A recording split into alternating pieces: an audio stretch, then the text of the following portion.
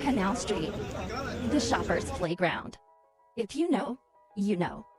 Whether you're a luxury lover on a budget, or a bargain hunter, or just curious about one of New York's most talked about shopping spots, let's talk about Canal Street. To me, as an avid shopper, I love Canal Street.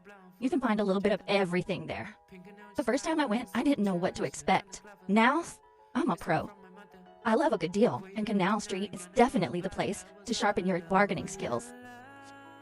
Let's talk about the beginning of the morning.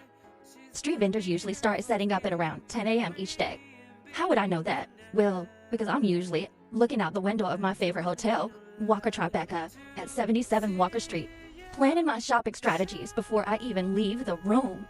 Sometimes I separate my money based on how much I'm going to pay for an item. One thing I always do before I head out, get cash. It makes shopping much easier. Now let me tell you about how the bargaining usually goes.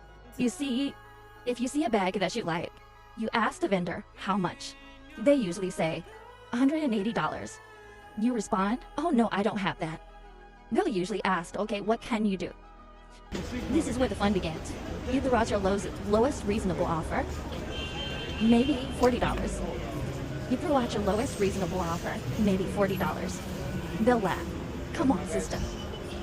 A little back and forth later, you might walk away paying $55 instead of $180.